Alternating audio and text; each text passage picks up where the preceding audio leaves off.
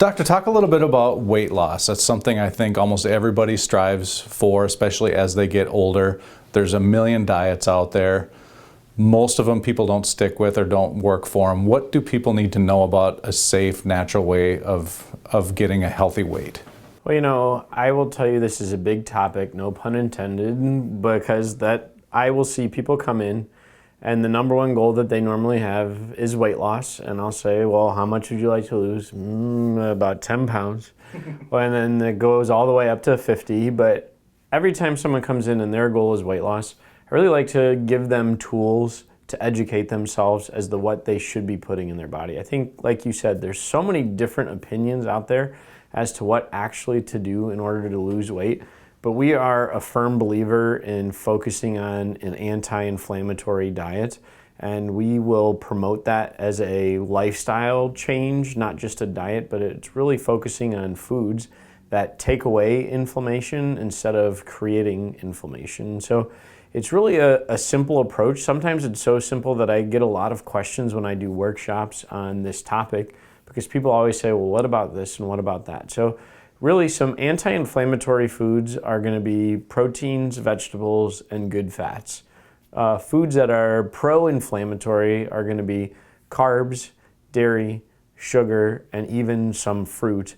That's what I typically find in our office and in clinical practice. Now, what's really cool to me is when working with people and weight loss is a goal of theirs, a lot of times it's the byproduct of making lifestyle changes.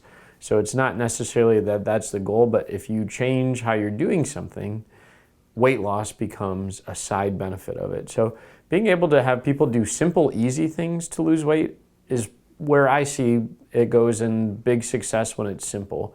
When it becomes really complicated, people fall off the bandwagon. So if I or any of the other doctors can help promote easy way, it makes a massive difference for our members. And when you're eating the kind of foods that you talked about, the anti-inflammatory diet, you don't have to sit there and count calories each day either, right? Because that's when people give up and say, I can't sit and count everything I eat. You know what, that's a great question. I was doing a workshop recently and people were asking me about this topic, and I said, you know, it's about becoming calorie conscious.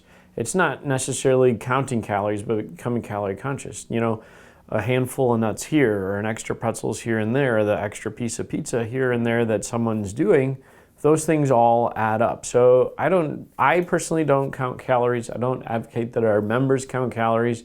It can become very tedious.